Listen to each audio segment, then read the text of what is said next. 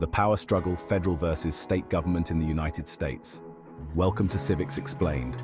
Today, we're diving into one of the most complex and sometimes combative relationships in America, the push and pull between the federal government and the state governments. Who's in charge? How does it all work? Let's find out. Before you think it's all conflict, remember, these two are on the same team. But sometimes, things get complicated. At the heart of this relationship is federalism, the system that divides power between the national or federal government and the individual states. It's like a co-parenting situation where both have their roles, but there's a constant balance to maintain.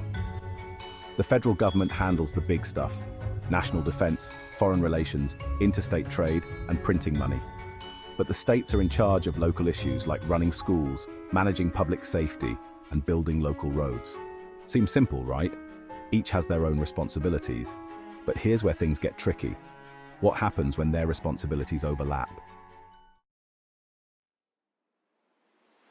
Here's the key.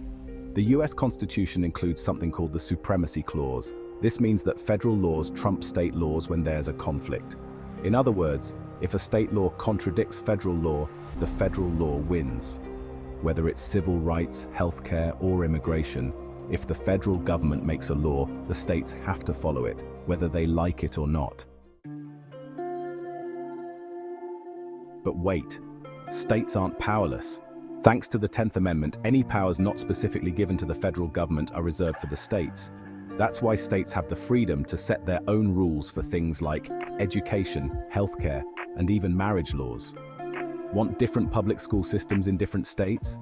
Or states that legalize certain things before others do? That's because the states have autonomy over local affairs. It's what makes each state a bit different from the next. And here's where things get interesting. Sometimes, the federal and state governments team up. This is called cooperative federalism, where both levels of government work together to solve big problems, like infrastructure, healthcare, and disaster relief. For example, take highways.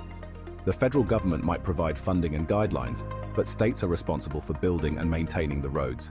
Teamwork.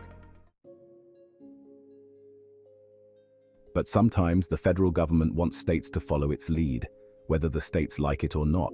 How do they make it happen? With a little something called the carrot and stick approach. The carrot here is federal funding. The government offers grants to states that follow certain federal guidelines. Want money for highways, schools, or healthcare programs? You've got to play by the federal rules. For example, states receive billions in federal funds for education, but they must comply with federal guidelines like No Child Left Behind or Common Core standards. Then there's the stick, or mandates.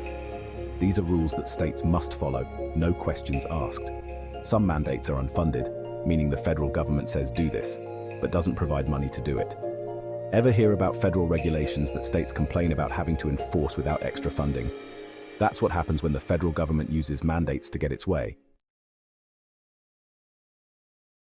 This constant push and pull between state and federal power has shaped the US government for centuries.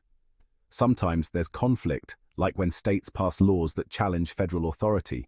Other times there's cooperation, like in disaster relief or public health efforts.